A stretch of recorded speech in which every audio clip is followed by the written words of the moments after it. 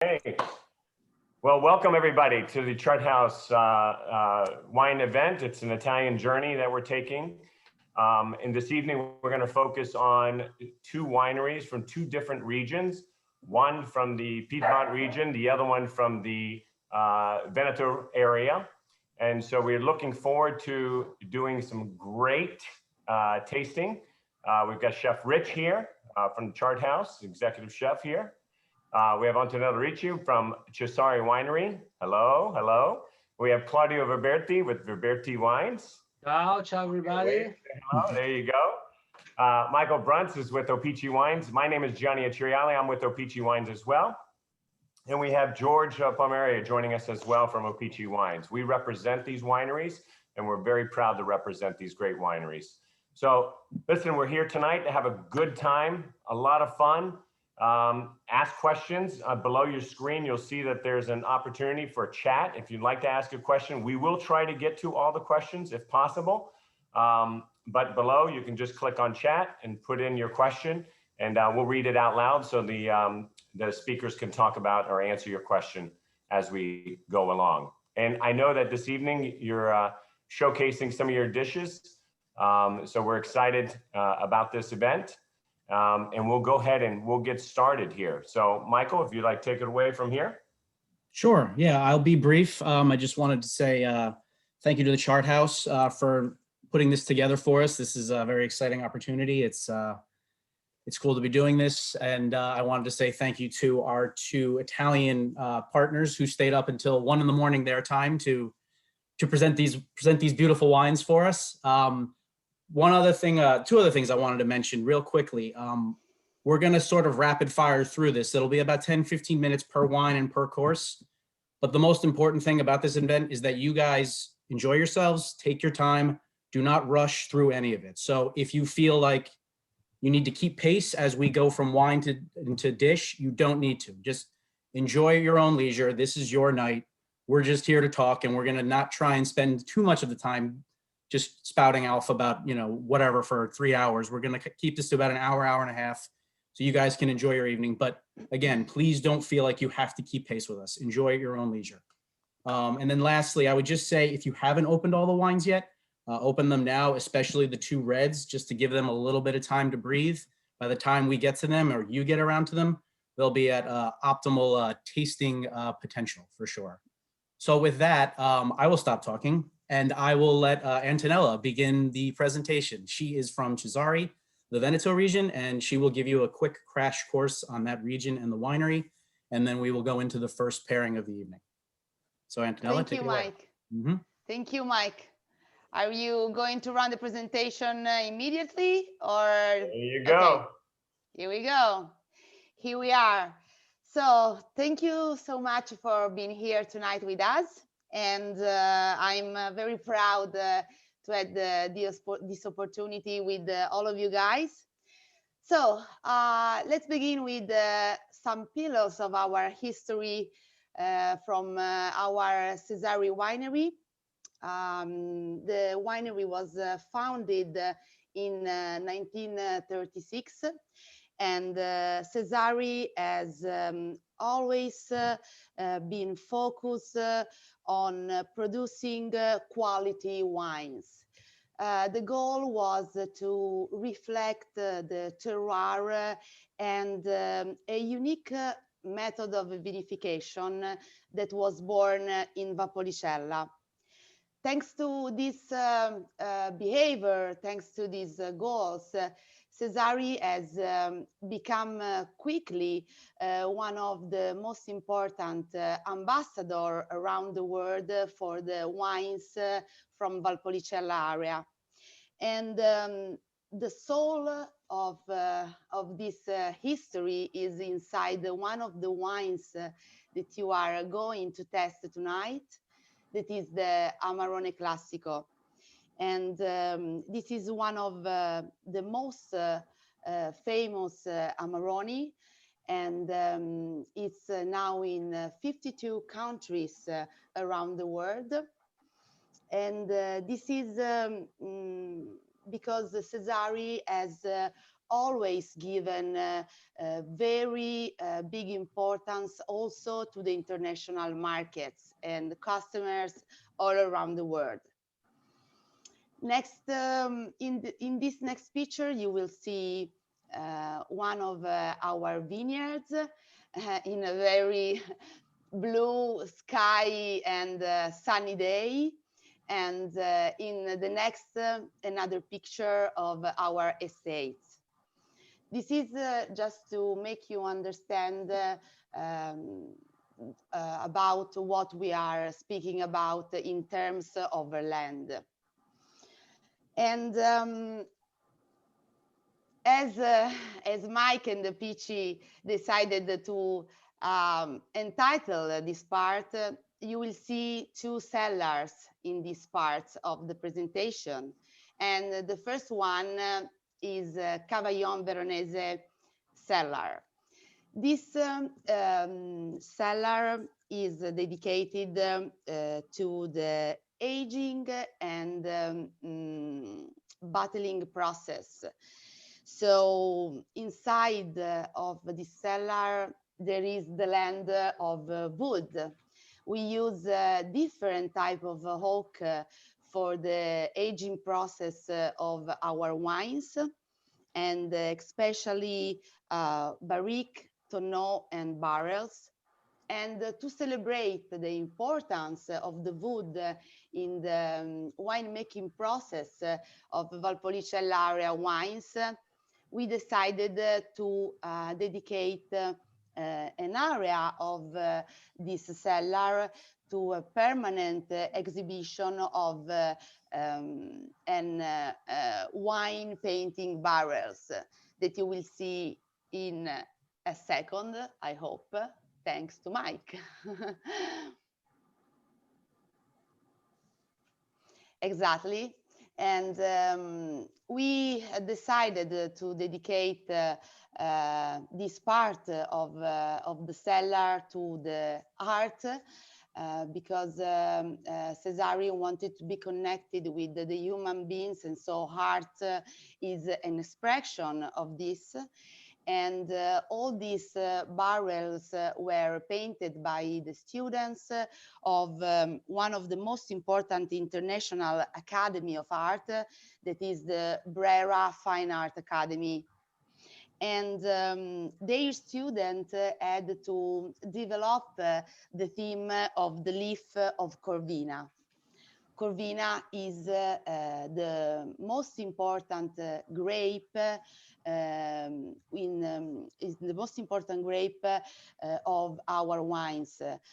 Amarone, Ripasso is the real heart of Valpolicella area wines.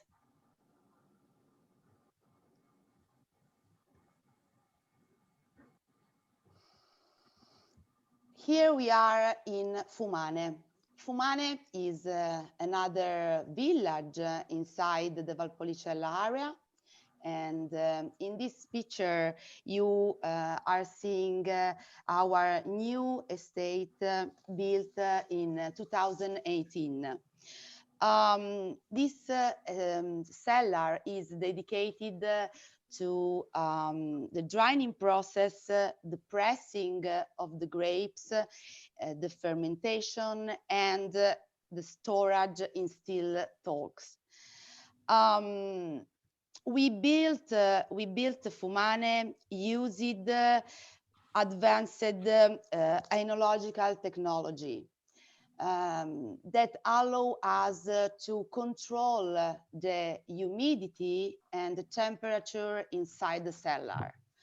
This control is very important for the success of the drying process, and allow us to make it perfect year after year.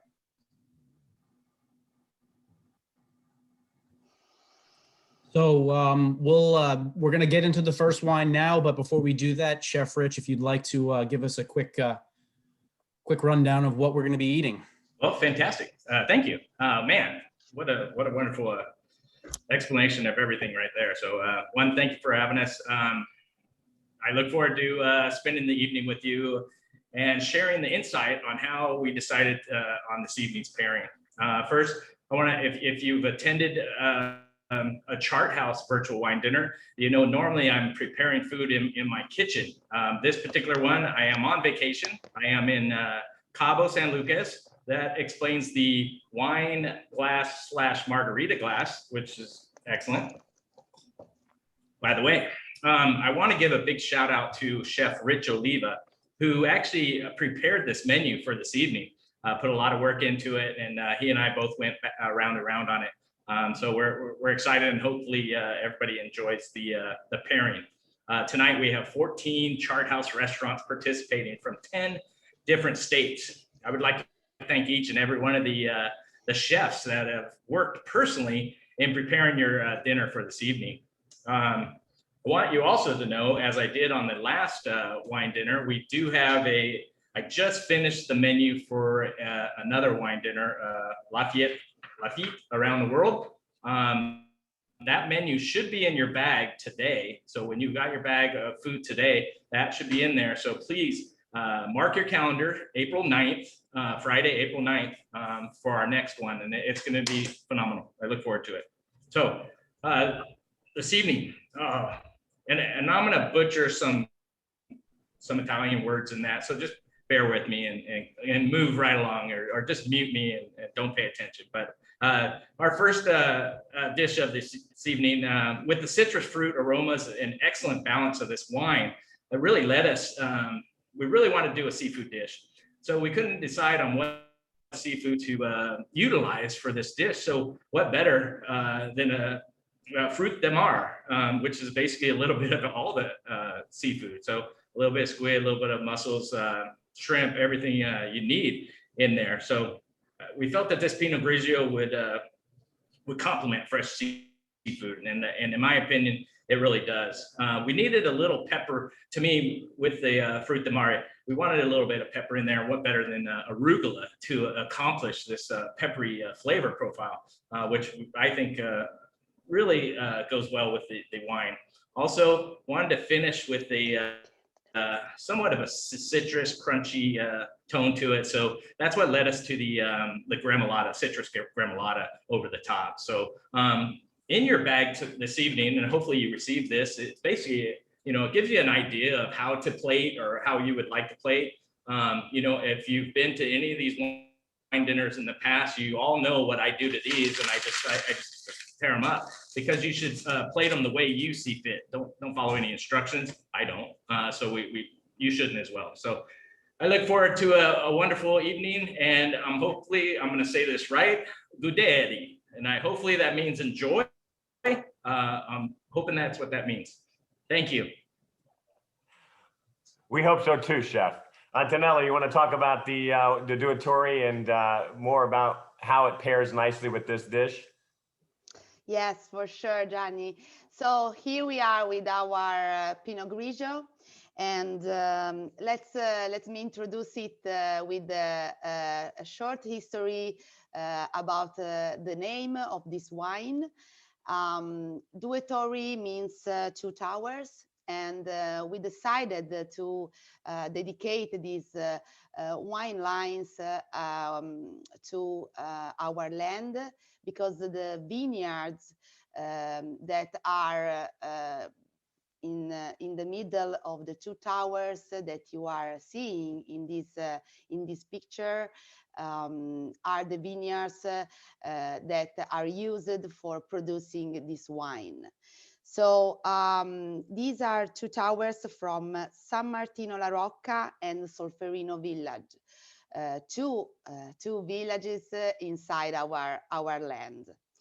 And why this wine is perfect for the dish that you are going or you are eating now. This is a dry white wine, and it has a fresh bouquet of fruit and flowers. So we can define it like a delicate wine that has a character, so has for sure this flavor of fruit and flower, but it doesn't cover the dish, the fresh and the freshness of the fish as well. So it's one of the wine that can be make great old fish dishes, and is also good for seafood and in general for appetizer. So it's fragrant and well balanced, but it's also persistent inside the mouth.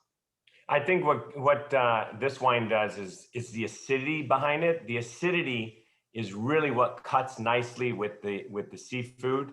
And when we talk about acidity, we kind of talk about, you know, you see those slices of orange or lemon. I think they're lemon, but the They are. acidity, if you were to suck on a lemon and the back of your palate gets really wet, that's what acidity is. And sometimes what that does is kind of get your palate ready for the next bite. So it almost cleanses that palate. And I think this wine does that brilliantly. I think the acidity shows very well. And it's just a nice, enjoyable white wine. And like, it's almost an everyday white wine that you could have with almost anything, pasta, fish, anything.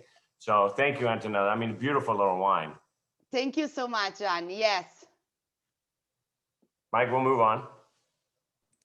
Okay, so we're going to switch now to the second wine, and we are going to hear for the first time today from Claudio Vaverti, who gets his name from the winery. So there's no coincidence there. He's just family owned and operated. Claudio. So he's got to unmute himself. He's muted, and I will then spotlight him so you guys can see him clearly.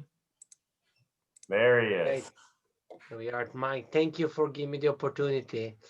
So thank you everybody for being with us. It looks like there's a nice crowd over there.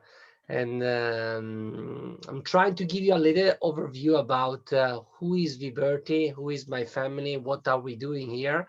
Before to talk to anyone, you should know that my family actually born first in the restaurant business instead to be a producer of wine.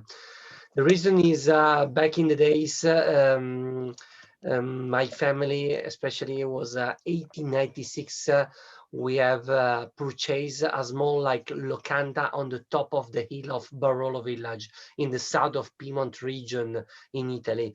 My great-grandfather started then in the restaurant business, and the place he purchased, as you see from the picture, was a house that used to be the public place of the Barolo village, where you were founding the drugstore, the restaurant, a place where to stop over your trip for a few hours sleep, and also the only place in the village allowed to sell tobacco, and also the only place where you were allowed to make phone calls. That was the Buon Padre. Buon Padre was the name of this locanda. Buon Padre meaning good father was actually the nickname people used to give to my great-grandfather, because he was a kind person that was always available anytime to his guests to prepare food, to serve them, or to open the shop. In 1923, it was my grandfather that started actually to make its first wine, and his goal was not really to make wine to sell all over the world, but his goal was actually to serve his wine in his own restaurant. Basically, he was producing his vino della casa, his house wine. The label at that time was not even showing which type of wine was my grandfather wine, but was only showing a label with the name Vino del Buon Padre, because his goal was not promoting the wine, but promoting its own restaurant, Buon Padre.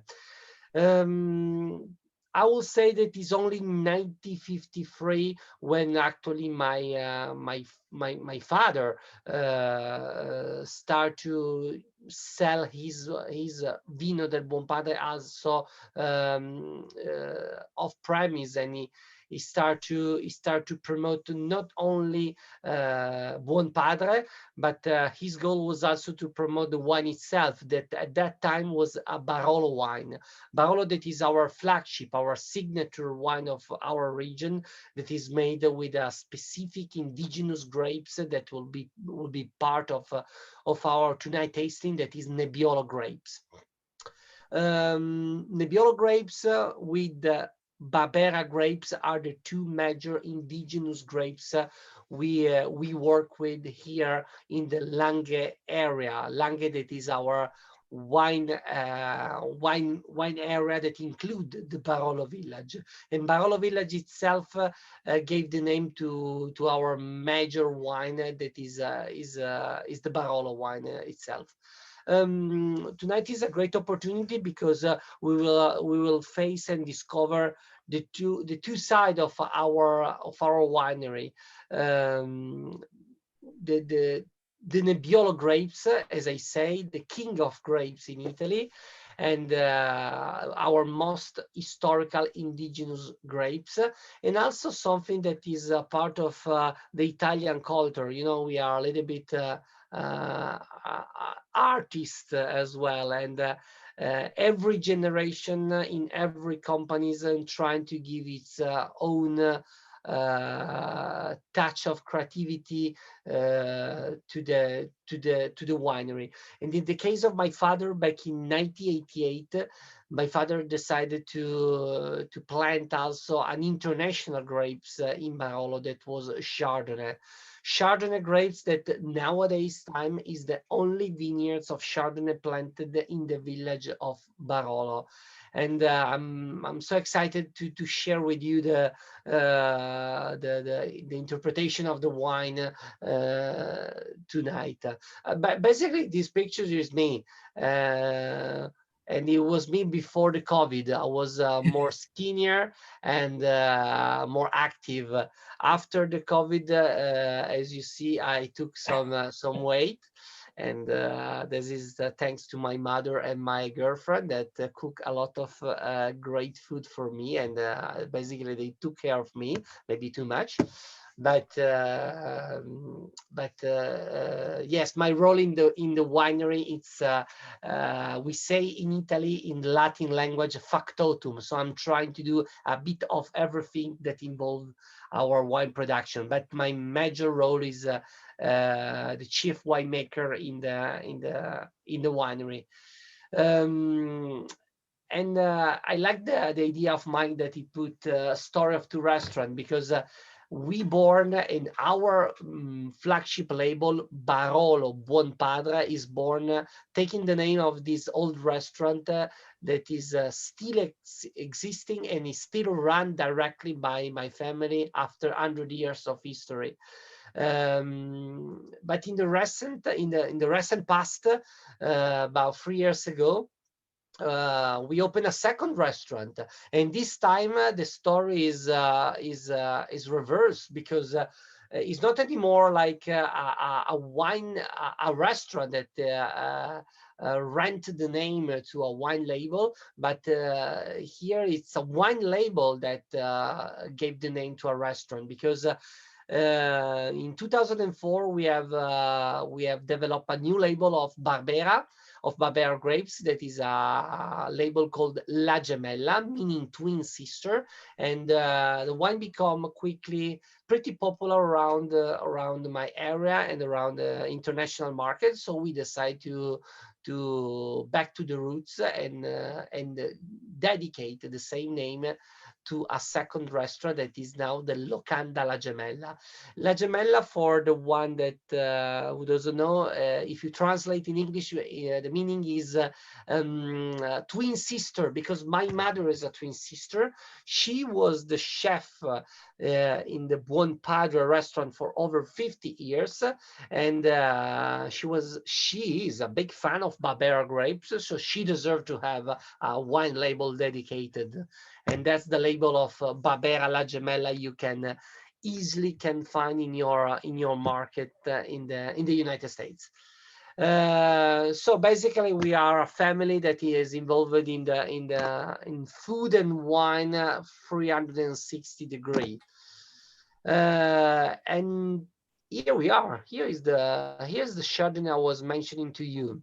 Yes, and so what we'll do here, Claudio, is we'll have Chef come back on and just explain the actual dish that we've got here, the Gambaretto Con Gnocchi.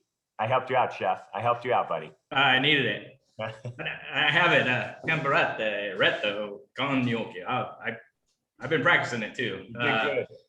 Wow, this wine is amazing, bursting with fruit, particularly banana and apple. You know what? And creamy yet balanced. It's a phenomenal wine. Originally, we were going to do a pear salad with basically a citrus vinaigrette, though. We wanted something a little bit more challenging. So what we decided to do, I love gnocchi, although wanted to try a different approach. So rather than using potatoes, we decided on polenta. We've never made it before. This is something we just sort of thought of, and we thought it would work. So hopefully it does. These were made from scratch in the restaurant. So every single chef made gnocchi. So out of the 14 different restaurants, 28 different chefs made gnocchi, and a lot of them, I promise you, for the first time. So I hope it all came out well, and we'll see. I guess I'll hear. What better with gnocchi than shrimp? I mean, they just go together, and with this wine, the Chardonnay really accents the sautéed shrimp. I needed a little bit of saltiness to it. The truffle in the polenta gnocchi, it definitely adds to it, but a little bit of salt. So what we chose is a burnt noisette, and basically just a burnt butter, basically. But what we do is we go through stages in the butter by reducing it. We burn out the salt, we burn out the water, and then it just leaves you with the dark, nutty flavor of butter, which is fantastic, and that is what you should have to put over the dish. So good day, Eddie. Hope you enjoy. Thank you, Chef. I think it's a beautiful pairing for sure. So Claudio, tell us a little bit more about your Chardonnay. You've got a lot of thank yous out there. I know someone just wrote, they felt like they were back home, and that's what we're trying to do here, to make you feel like you're here in Italy with us and tasting these great wines. So enjoy yourselves for sure. So let's talk about without the jet lag, Johnny, without the jet lag. Yes, exactly, without the jet lag. Yeah, the Chardonnay itself, it's extremely well paired with the gnocchi, with any seafood, but also any like sauce that is based on butter or cream. Butter, it's something that is, the Chardonnay. My goal was to produce a Chardonnay that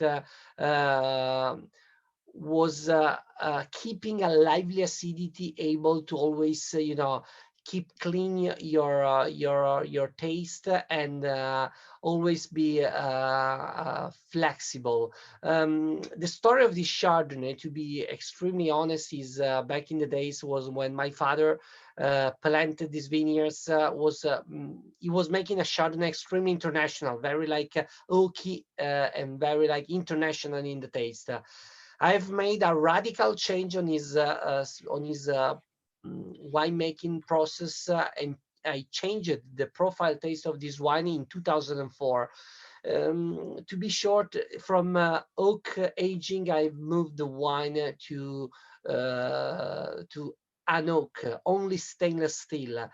My goal, and you will discover easier when you will taste also the red, was to produce a wine that was not showing the international Chardonnay that everybody might know, but trying to create a wine with a creamy approach, but never into the butter, or better, never into the over butter feeling, and extremely like rich and perfumed nose of green apple, more like crispy green apple, with an aftertaste that was still like lively.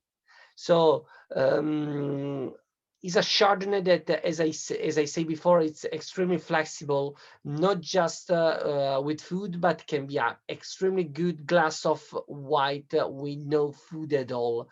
So while most of the Chardonnay are extremely like gastronomic Chardonnay, the light, the medium weight feeling of the Viberti Chardonnay give you a wine that is good with food and is even better just itself. As I say, it's flexible enough to be also a Chardonnay. You can not just go with the seafood, but also with aged cheese.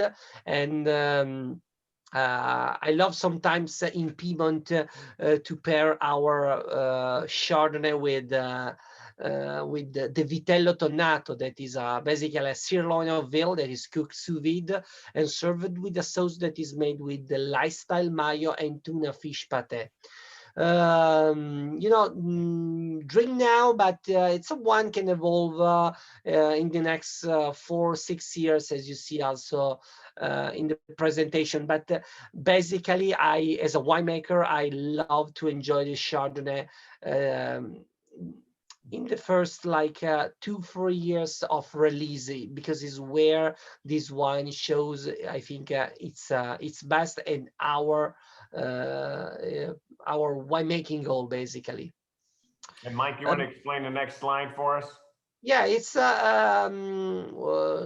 the 2019 vintage especially in the US market, you will start to see the Viberti Chardonnay with this new label. Basically, we have named our Chardonnay with the 2019 with the name that is File Basse. File Basse is a tribute to a Piedmont culture, to always plant in our hills the lowest part of the hill with white grapes. You should know that, and you will see later, I have prepared a few pictures to understand not just the scenery, but where we are, our vineyards area. We are in a very hilly region, but each hill is always planted with vines from the top towards the bottom. The point is, Nebiolo grapes and Barbera grapes, our two major red grapes, prefer the sunny face and the dry face of the hill. So in the past, growers, they were always planting Nebbiolo and Barbera in the top part, and the one that was more, the part that was draining more the water, while the lowest part was always being planted with white grapes that in general, they don't need too much dry soil or sun or sun exposure. So that's where the name File Basse, lower ranks, comes from.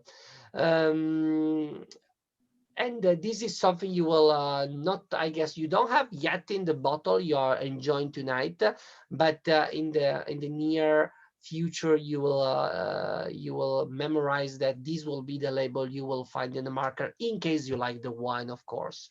Beautiful. Thank you, Claudio. Very nice. Very nice. I hope you're enjoying this Chardonnay. I think it shows beautifully. I mean, even that little bit of that creaminess texture to it that I like to see, and balanced with a little bit of that acidity as well. So beautiful style Chardonnay. So Mike, we'll move on to the next wine. And again, we said, please enjoy yourselves. We're here for an hour, so we're trying to move through the wines that we're here to show. So Claudio is going to talk again about his next wine. And before he does start talking about his next wine, we're going to have Chef come back on and talk about the next dish that we decided to pair with this particular wine. So Chef, take it away, please. Fantastic. Thank you. Third course. You know, this wine, very approachable, red, pleasant, fruity nose, well balanced and fresh tannins. Definitely lingers on the palate, is really what guided us to these flavors in the third course. From the get-go, we really wanted to do duck. I mean, you know, nothing really else came into play with this particular wine for us. So, you know, that's something we wanted to do. We wanted to have a braised duck. We wanted to take on some earthy tones. So we decided to use just root vegetables in the braising liquid. So hopefully you get a little bit of that out of it. We knew we wanted a little cheesy something in there, a little texture and a little crunch. So we chose a creamy goat cheese risotto cake, a little play on a little bit of a few things in that particular one. And to bring it all together, a little salt, which we tried to utilize the fried capers to accomplish this saltiness. So when you bite into it, you get a little bit cheesy, creamy, and then finish with a little bit hint of salt. So I hope you all enjoy Gudete, and that'll do it. Thank you, Chef. So Claudio will now talk about his Viberti Langhe Nebiolo. So here is the baby Barolo. Let's say it's definitely one of our most important label. It's 100% pure Nebbiolo grapes. That is, the grapes comes from the same region of Barolo, but this one, it doesn't go through the whole aging process that involves Barolo wine. You should know that to make Barolo wine, those grapes Nebbiolo grow in our wine region must be aged for a minimum of 4 years in cellar before being bottled as a Barolo wine. In the case of the Langhe Nebbiolo, you have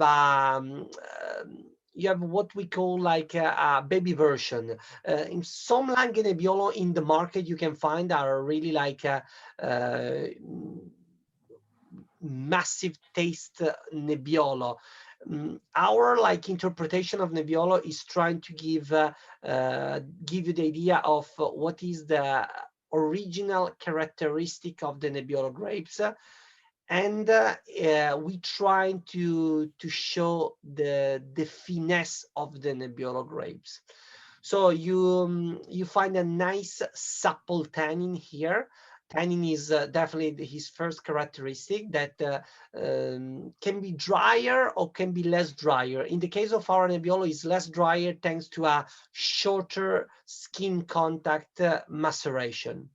The wine goes in oak aging for about 6-9 months, according to the vintage. The 18 vintage I'm trying was specifically for 8 months in oak barrel. And when I talk about oak barrel, I'm not talking about the small barrique, the 225 liter, but I'm talking about the big one.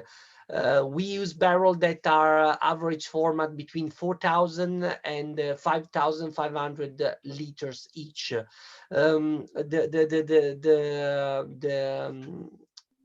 The volume inside that surface tend to give a less impact of wood towards the wine. So we basically preserve more the varietal flavors. If you well notice in the nose, you have a wine with a very rich like strawberry nose that is specific of the grapes in its primary stage. And this is what we're trying to preserve also in the bottle. I'm pretty proud of the tannin here, because it's not the stringency tannin you often can find in many Nebbiolos in the market, but is extremely like well balanced and integrated with the full body of the wine. So we have a couple of pictures I've prepared with you that shows you a little bit of the geography of where we are. While before in the Veneto, you find it's less hilly, but it's a geography that is reminds you more like a flat land. Here we are in a region that is called Barolo is included in a wine region called Langhe. Langhe means long, like slopes of hills, like tongue, and this specific picture shows you the heart of our estate. It's the La Volta castle. La Volta is the second and is the highest castle in the village of Barolo, and as you see, is all surrounded by vineyards from north to south and east and west. And talking about the Nebiolo vineyards, the south and the southeast slopes are vineyards where the Nebiolo then is used to produce the Barolo wine.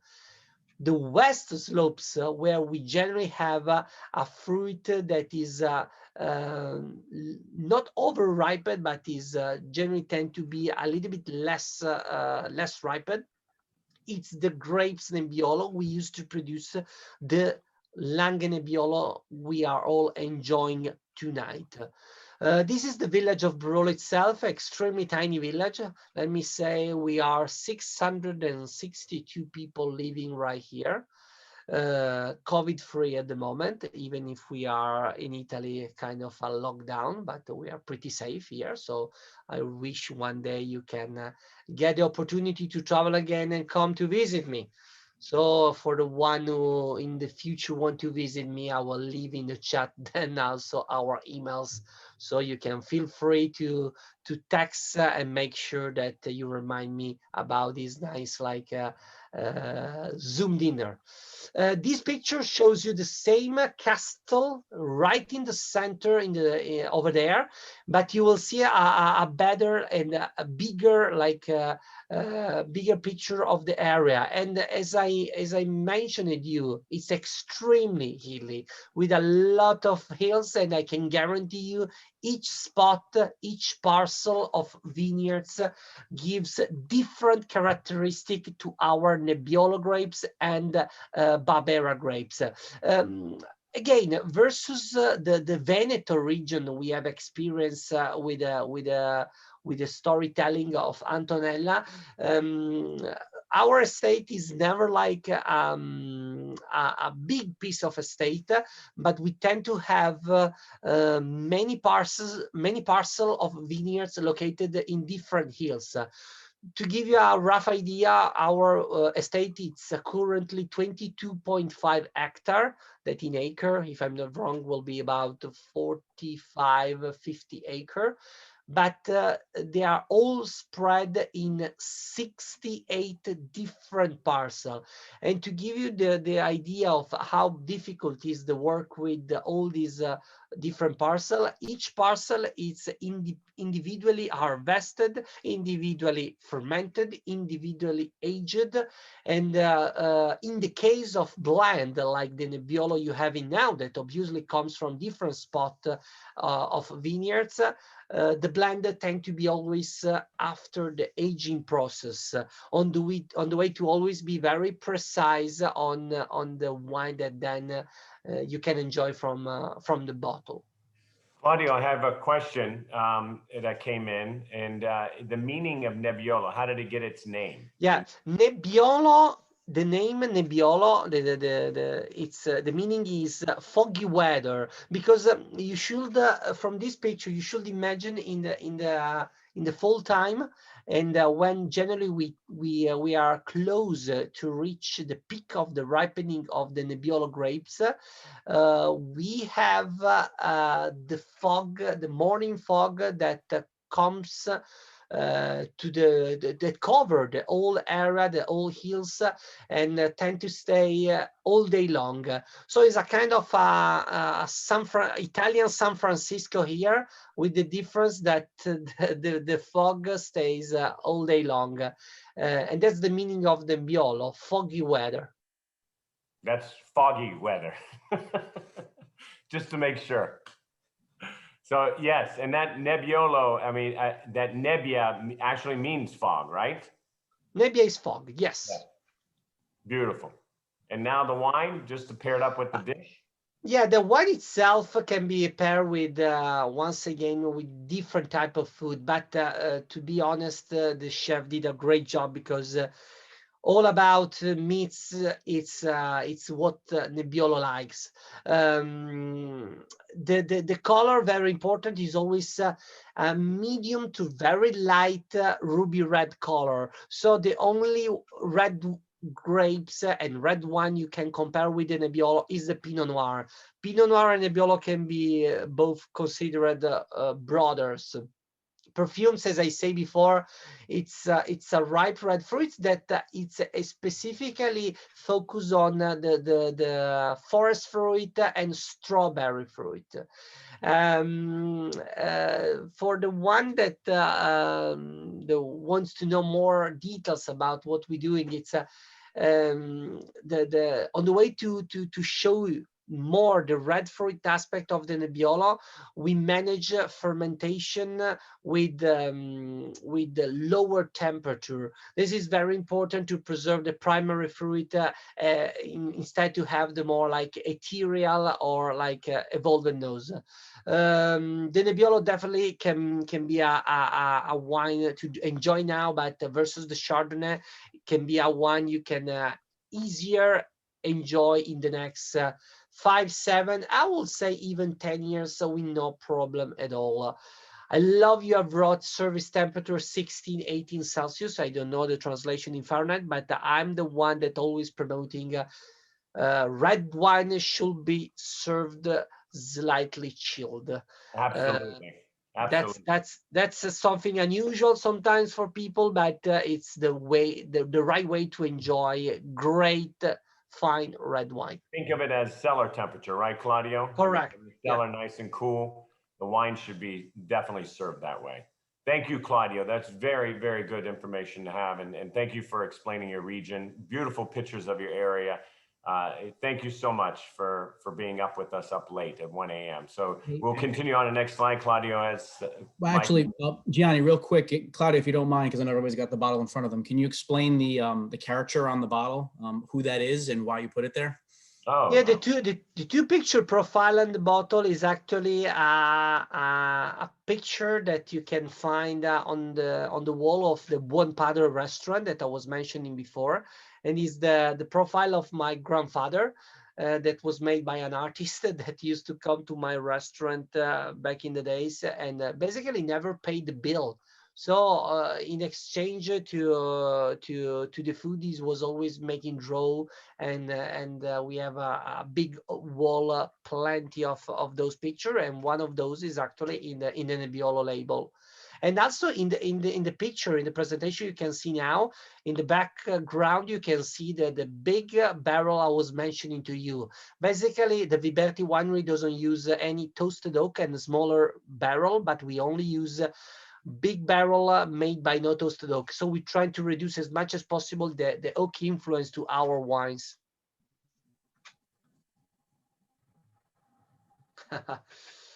Yeah, that's a nice picture we have took last spring when we all didn't know what was going on with the COVID, and this is Dente di Leone in Italian. It's a flower that is the flower that we see in our vineyards when it's middle March, beginning of April, and it's a white flower, sorry, yellow flower that then later becomes I can't describe it becomes like a balloon that you can blow, and you generally the kids in the area they go in the vineyards, they blow, and they make a wish. And that's definitely like the flower of the 2020 vintage, and I hope it's not gonna be also the flower of 2021 vintage. We all hope that it's gonna be better, much better. Yeah, and this is my my team.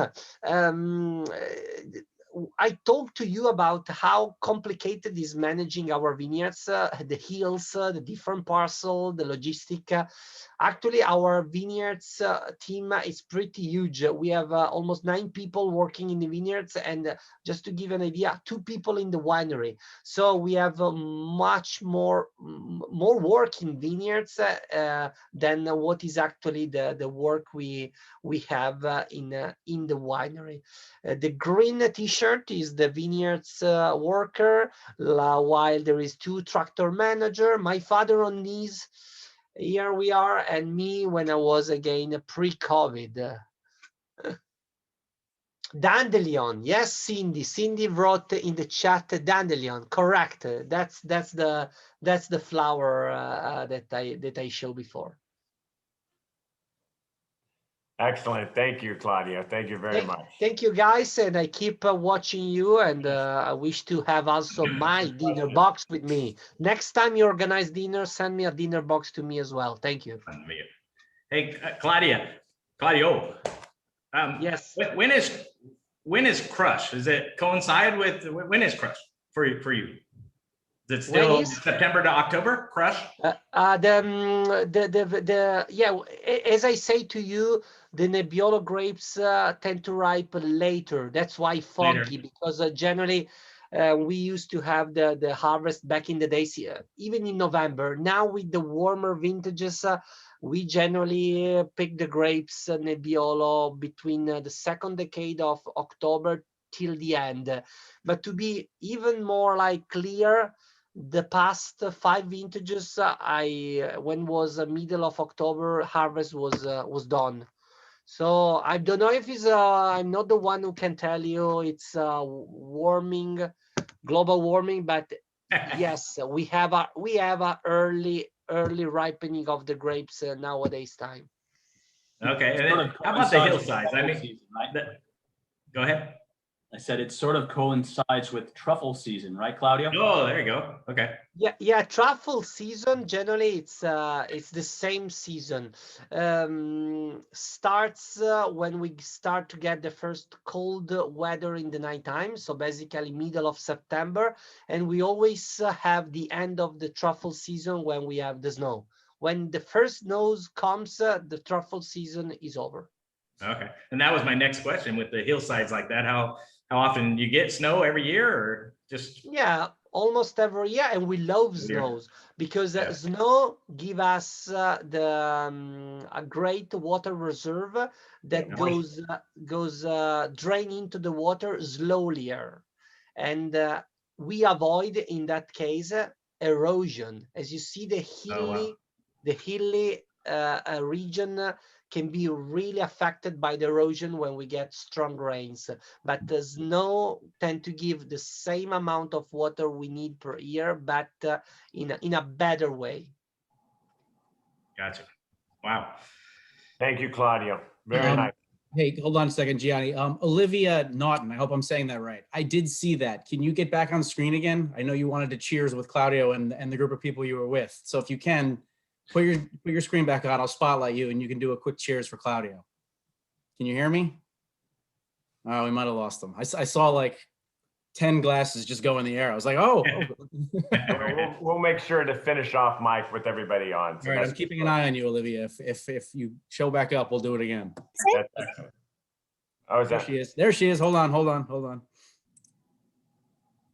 Oh, wow. Cheers. Wow. Cheers. So we are representing the Weehawken Chart House in New Jersey. Awesome. From Jersey too. So. Beautiful New York God, skyline. I can't believe you guys can hear me. In Jersey. Yeah. New Jersey. Don't judge. It's Jersey. It's all right. From Jersey. It's fine. All right. We'll move on to the next wine, Mike. Okay. Very We'll good. get Thank you, everyone Olivia. on for a cheer as well later on. So next we have back to Antonella and their beautiful smile. We will start with Chef discussing this last dish that we're going to have for this evening. Chef, if you'd like to talk about this piece of meat. Fantastic. Yeah, absolutely. And then like every chart house, wonderful view of beautiful New York. So that is a wonderful restaurant. It's been there a million times. I love it. Absolutely love it. Hans is the general manager. You're there, make sure you talk to him. Wonderful general manager. So this is sort of a 2-for-1 because we didn't really know which direction we were going to go. We knew we wanted to do steak, but then we sort of wanted to do a dessert. So we sort of did hopefully the best of both worlds. Rich fruity flavor, smooth.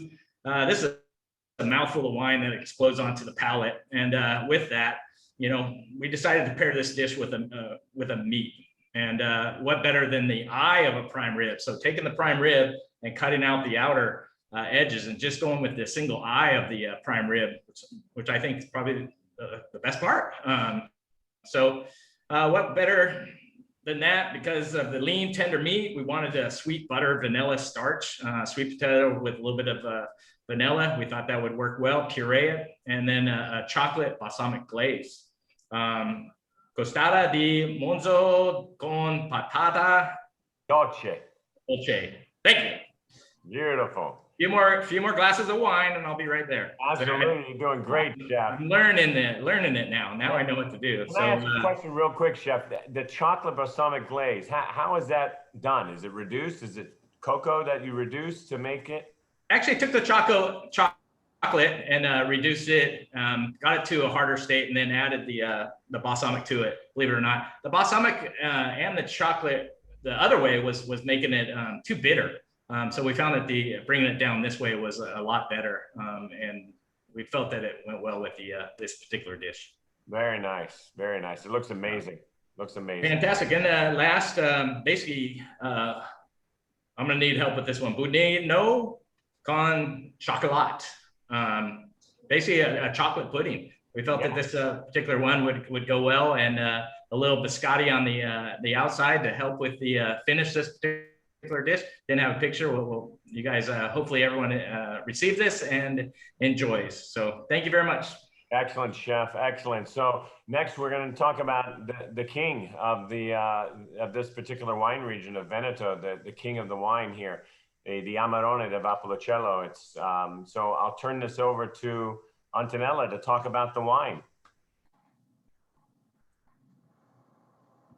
Antonella, you're on mute. Yes, I'm not mute anymore. Okay, thank you so much. Yes, let's go inside the heart of Valpolicella area. So just a little piece of history about the name of this king wine. There is a legend on this name.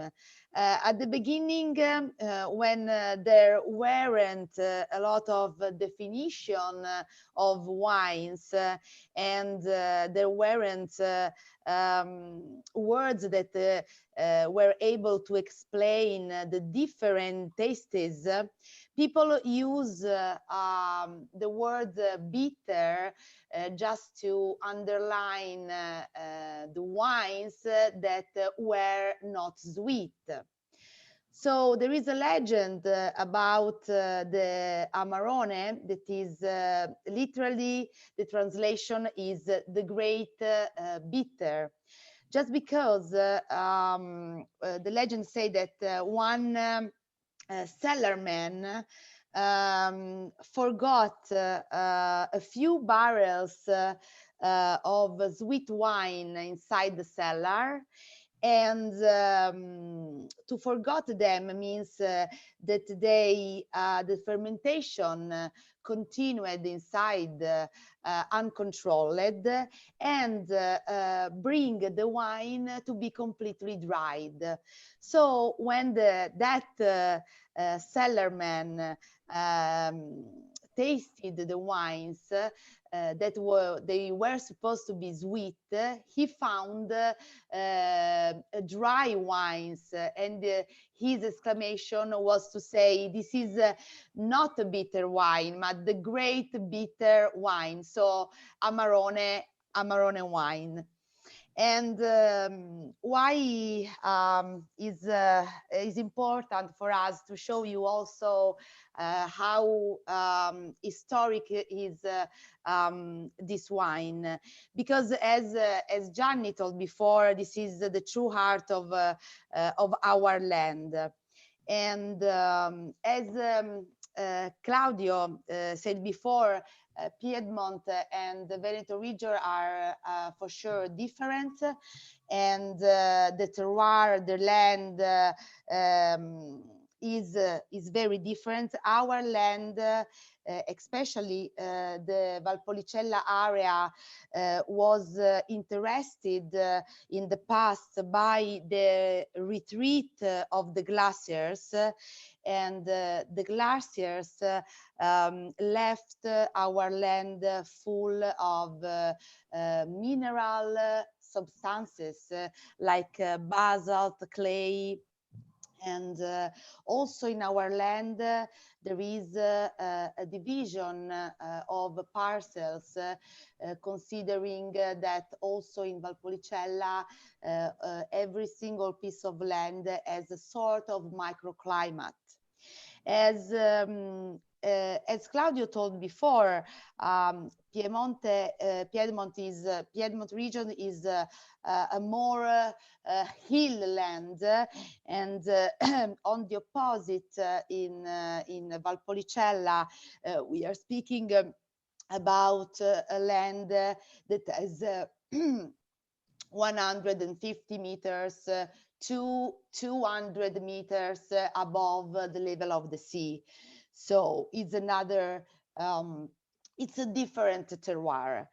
And in this picture, you can see we are in Fumane Cellar. I spoke about it before, and you are seeing our plastic plateaus, where the drying process of the grapes as the most important part of the process. But let me explain you how is the entire process. First of all, the uniqueness of the Amarone wines started in the field, so in the vineyards. So there is a very stricted selection of the bounces inside the vineyards, and you have to imagine that the quantity that is possible to use is close to the 40% of the total grapes production inside the vineyards. And then we bring these selected bunches after the harvest that is made from the end of September to the beginning of October. We don't squeeze the grapes, and we bring them in this plastic plateaus that you can see here. Actually, the Italian name of the place where the plastic plateaus are is called the fruttaio. And we left the grapes there for at minimum 3 months. Inside the plateaus, the grapes are only one line, so there is no grapes on the top of another. This is very important to make successful the drying processes too.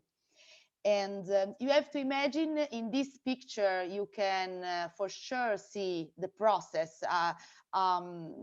The grapes during the drying process lost about the 45% of their weight of the water. So there is an increasing of sugar and alcohol content.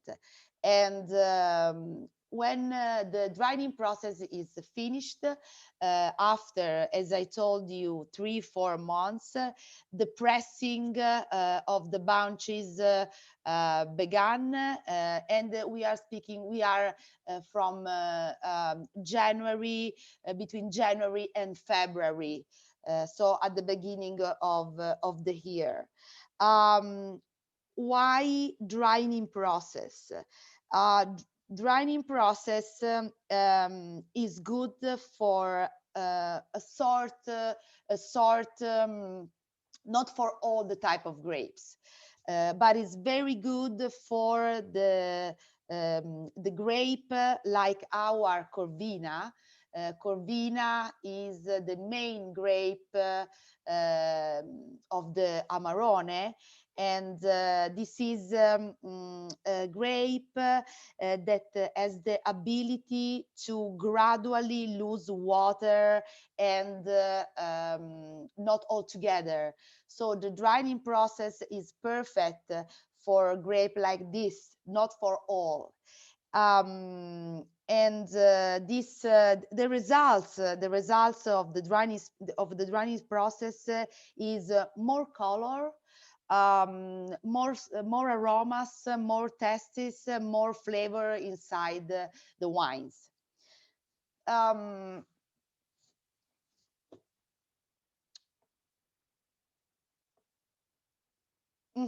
And here we have a little something about the particular pairing. So, I mean, you know, what Antonella is really talking about here is a serious process that the wine goes through. I mean, as far as the aging goes, and what you do is you get reduced amount, that grape is actually pressed with a very concentrated juice to make this Amarone. And in that, you get a lot of that big, bold features that you get out of the Amarone. And I think which works very nicely with that piece of meat that you're enjoying. Well, I know some of you are saying that you're on the duck. We understand you're behind us.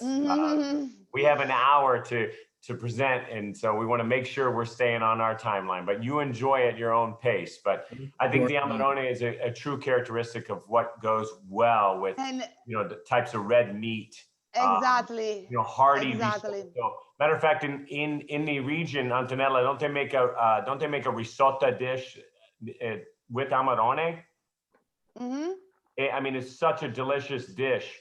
Absolutely. Amarone, and literally, it's so thick that you could flip the plate over and it sticks to the plate. It doesn't even move. But it's so delicious. So when you do come to the area and visit Cesari, try that dish. It's an amazing dish to have. So yes, you have definitely to come and to taste it all together. Absolutely. So thank you, Antonella.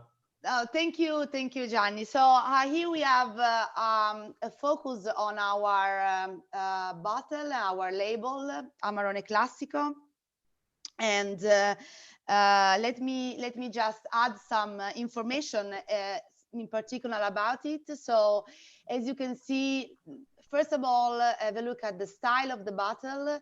This is our first style. So our Amarone Classico is always been made inside a black frosted bottle that was very trendy in the 60s, but it became like our match, our recognizement for people. So when people see these bottles, this bottle connect this bottle to our winery and to our Amarone.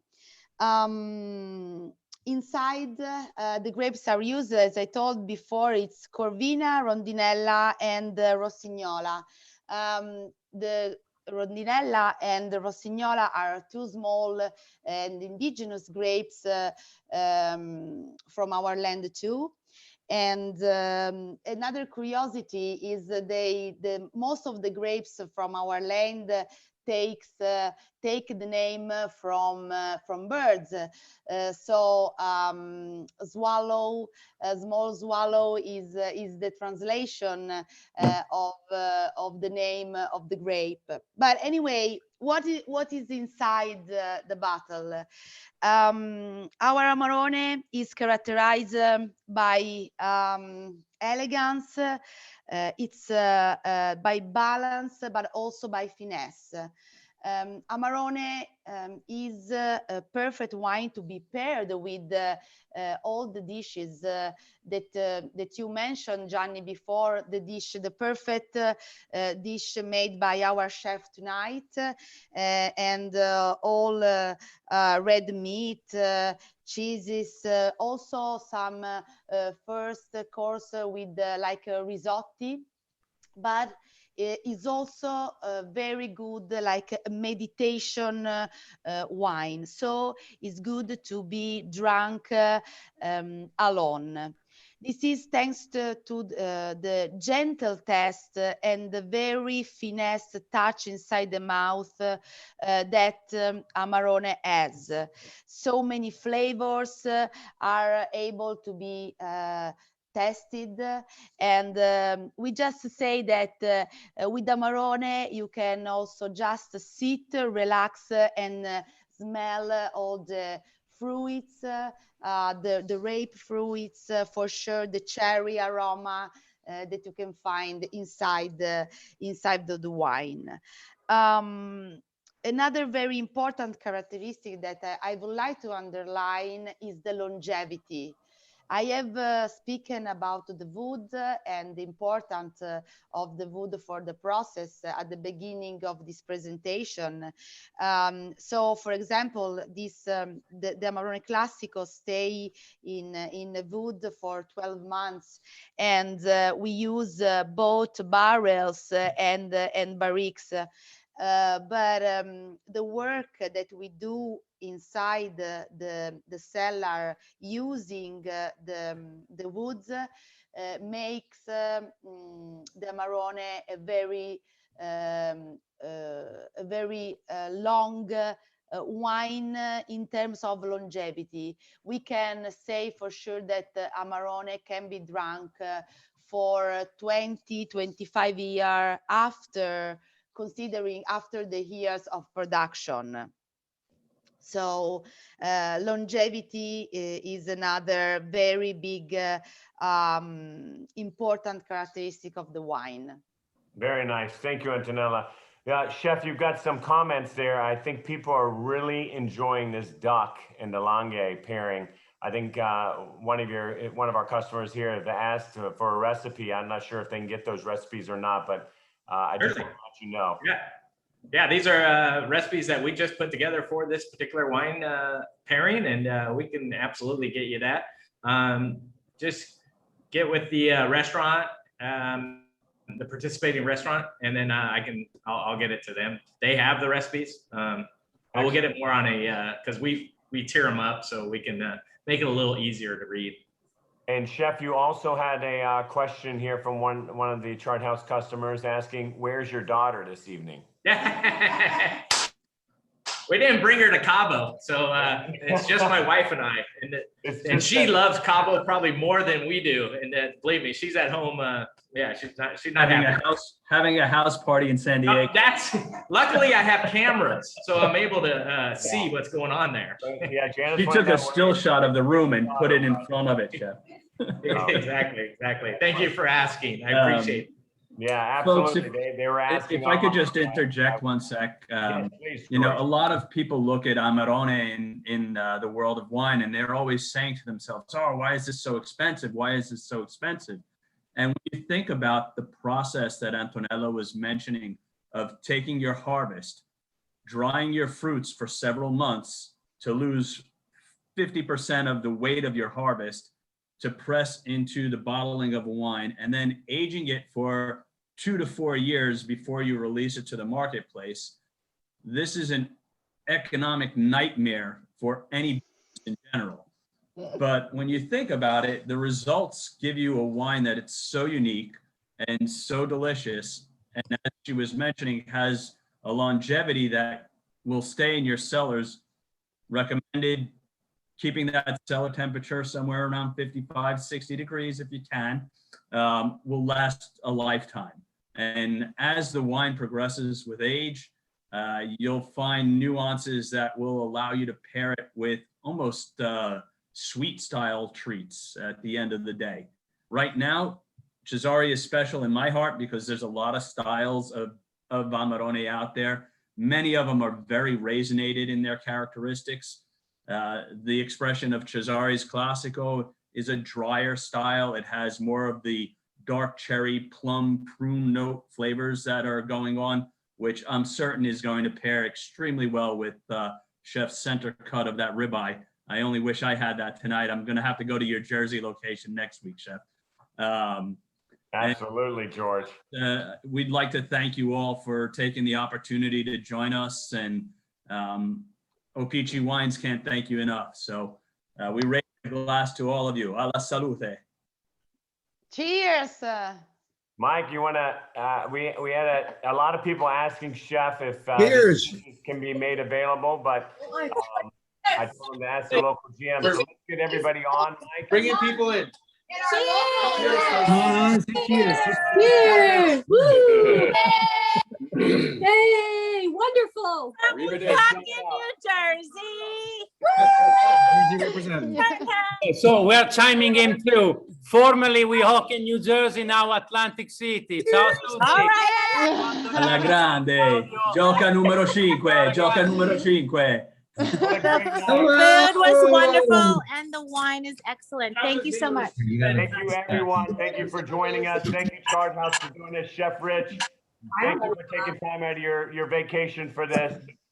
Thank you so much. Thank you. Thank you, everybody. Cheers, Mick. Cheers to all of you. Enjoy your There's wine. New York Thank City you. for Thank y'all. you. Cheers Thank a you lot. so Everybody, much. thank you. Hey, Weehawken. Yay, Weehawken. Okay. Weehawken. Boston! Boston! Woo, woo. That was City Boston. over there. Cesare. That Boston or Weehawken? Boston! That's New York. That's New York. Boston, yeah. That's the new, Boston. that's our Weehawken. That's our Weehawken Excuse chart me, out. everyone. Take care, you guys. Be well. Thank you so much. Excuse me, everyone. If you'd all take a glass of the Cesari in one hand and a glass of the Viberti in the other, and I think for our hosts, Yes, okay, yeah. Claudio and Antonella. Thank you. I don't have the glass, and I think that Claudio is disappeared. Where is You know what you have Claudio? here? Okay. These Ciao, are ciao. Italian handcuffs, okay? All right, Mike. Salute. Close You it have up. the Italian handcuffs so here. much. Alla salute, everyone. Thank you, George. Ciao, Ciao a Chef. tutti. Thank you. See you soon. Good night. Good night. Good night. Good night, all. Buonanotte. Good night, everybody. Grazie. Oh, baby.